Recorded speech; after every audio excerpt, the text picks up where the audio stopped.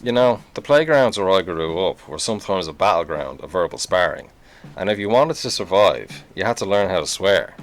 Naturally, to learn this skill, I turned to my hero of 90s after school TV, the Wolverine.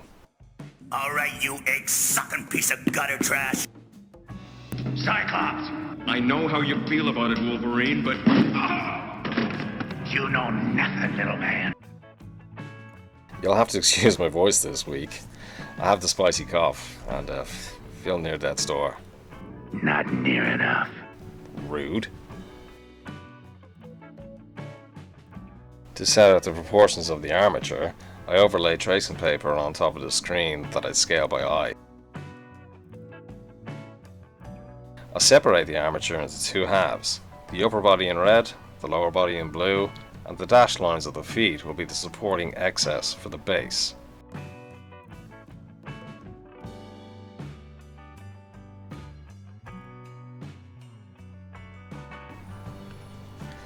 I'll use my dollar store pliers on my Temu supplied wires and bend into position. I would have used real adamantium, but with it being indestructible and also highly fictional, I opted for steel. With clay at an all-time premium, I'll use aluminium foil that I took from the local restaurant dumpster to bulk out the body. From here I can apply a thin layer of bacon bond with my obedient index finger, then start layering up the base layer of Sculpey.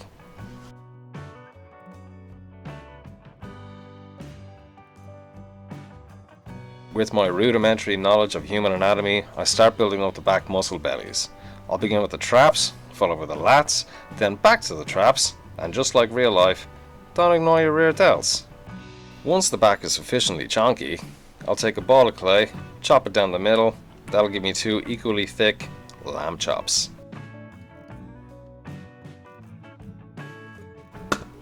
I can then add a couple of biceps before moving to the hammies, which will look like a bag of snakes, because this little guy does not skip leg day. I'll also add the hip flexors for reasons that will be rendered irrelevant in the future, followed by the quadriceps.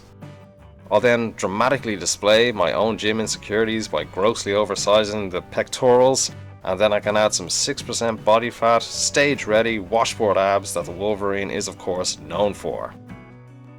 Now, I know Wolverines are mostly covered in fur, but I imagine this anthropomorphized skunk bear shaves his torso to show off his hard work, both in the gym and in the kitchen.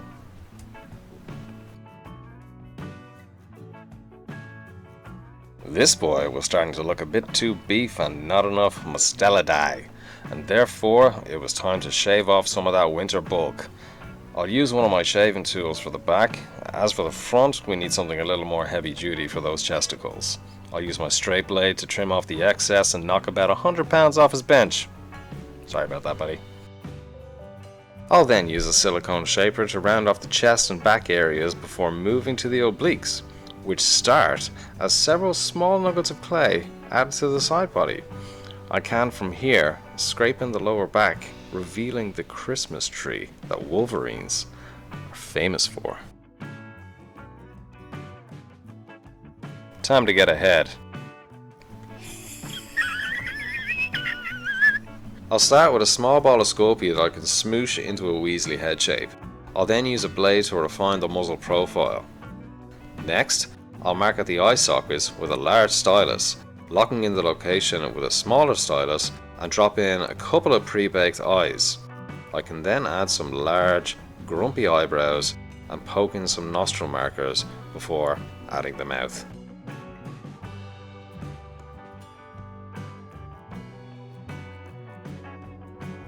The shape of the lower jaw can be refined accordingly before Logan opens up his shady mouth because he's got serious case of the Sams.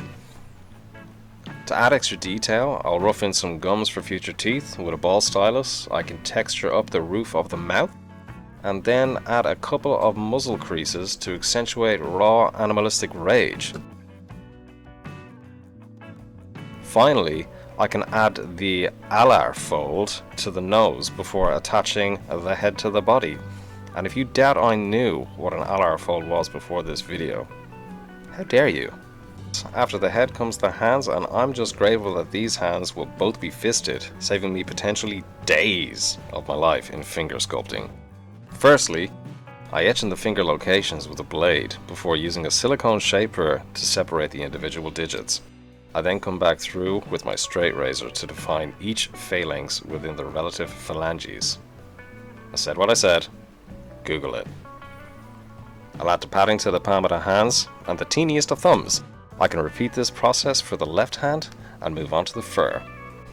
Using a broken silicone shaper, I can rotate the metal strap end over the soft clay.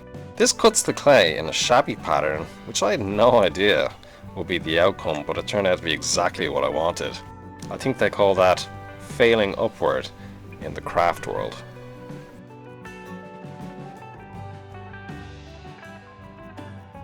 Moving on to the feet, these are a far easier proposition than the hands. I'll attach equal chunks of clay to where feet are traditionally found, and I can round off the foot, taper the top of the left foot, then do the same to the right.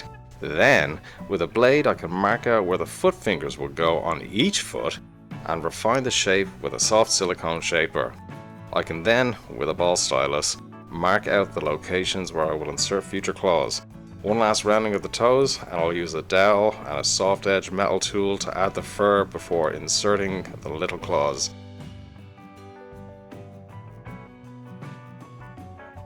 And with the feet complete, I can move my ever-fading attention to Logan's marigolds. Now, I am more than aware that Wolverine's birth name is James, and if you're going to argue James is a cooler name than Logan, then you're probably called James. And you're wrong, James.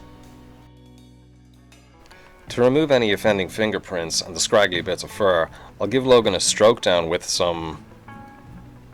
Well, that didn't sound right. But I've already said it, I can't go back now.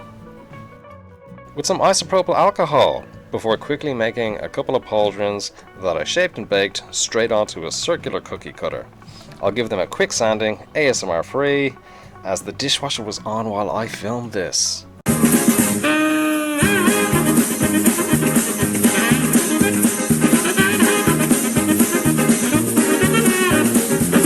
Shut up!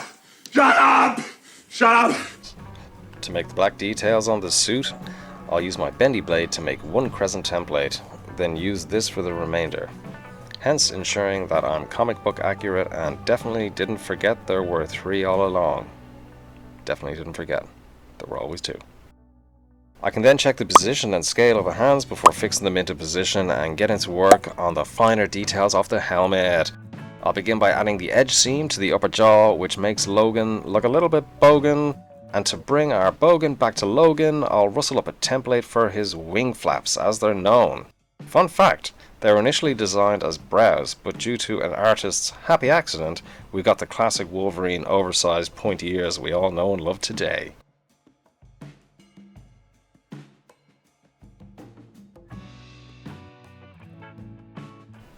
I can then add the claws, which are sanded down toothpicks, and throw Logan in the oven for an initial bake.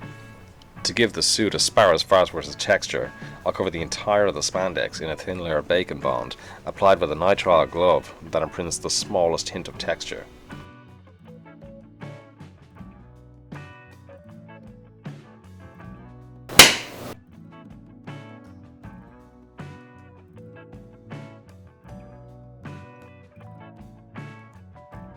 Onto the tail next, which we need to click into shape.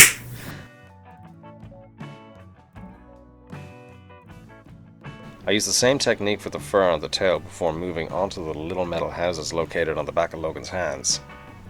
These things.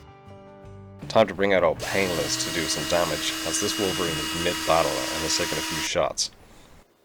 They ask you how you are, you just have to say that you're fine, and you're not really fine. You just can't get into it because they would never understand.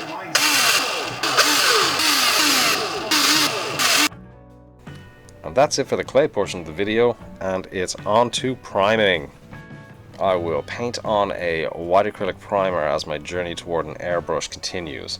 I only applied 1 coat of the primer, which will come back to bite me as the grey clay came through on the yellow, giving a blotchy finish. I'll lay out all my primary base colours and begin with a yellow uniform. Then I paint on the fur an appropriately named Beastly Brown before moving on to the blue gloves and the spiffy Speedo.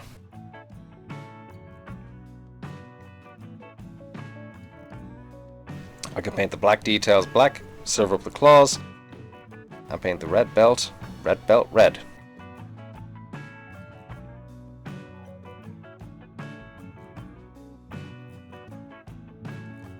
For a simple wash to the fur, I'll use the same brown that I used for the base with a couple of drops of black and add water to taste. I'll apply liberal amounts of the brown wash to the fur, an orange wash to the yellow, and use a sponge to dab off the excess of the raised areas.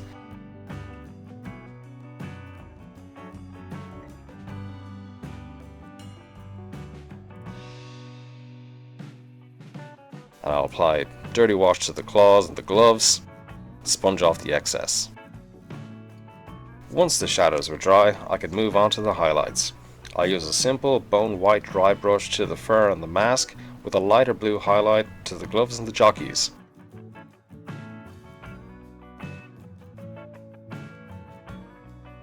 I'll then use a wet palette for the mouthhole region. I use a red and a purple to glaze the mouth and add ketchup stains to his uniform of this messy eater.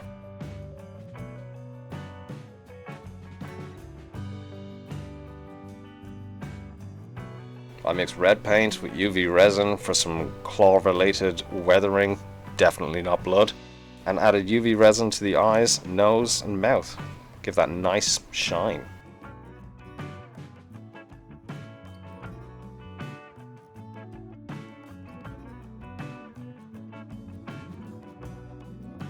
Finally, I glue the tail in position, add some silver battle damage to the pauldrons, and honestly, they look better beforehand.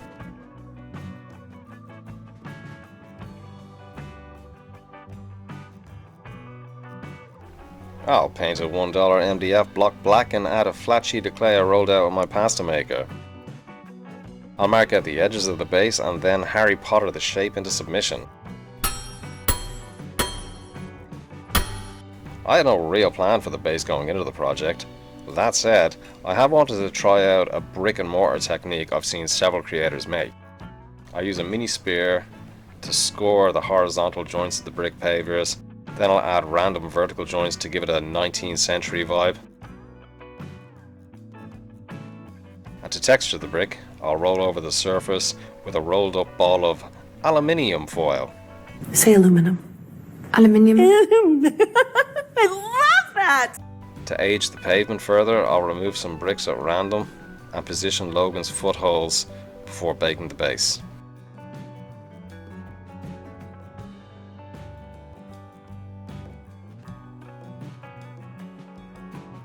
What the fuck? Once baked, I'll use a dollar store blade to chip away at the bricks to add some weathering. I can then lay down a red brick color base, add some random darker bricks, followed by some randomized lighter bricks. It was at this point my camera chose not to record the beginning of the mortar application process. In short, I apply a layer of lightly watered down gesso over the entire surface and wipe away the top coat with a paper towel, leaving me with some nice white joints and surface damage. I'll then glue the top base to the bottom base and weigh them down with the most jacked book I own.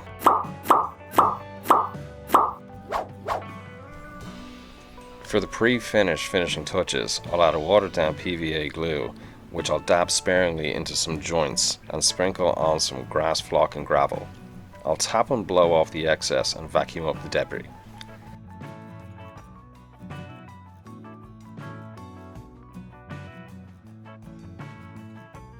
And for the final touch, I'll use a cut to size supermarket receipt, add random squiggles, soak them in the same PVA water mixture and add to the base. And with that, we are done here, and roll on those final images. Cowards! All of them! Wolverine!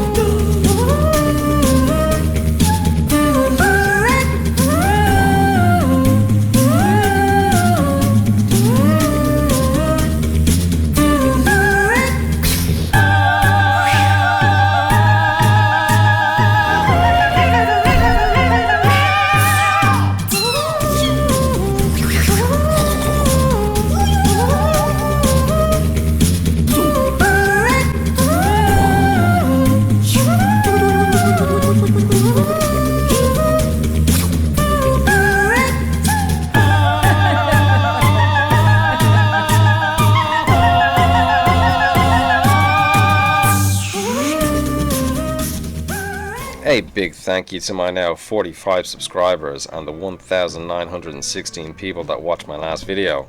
Please leave a comment with your thoughts if you made it this far. Love to hear from you.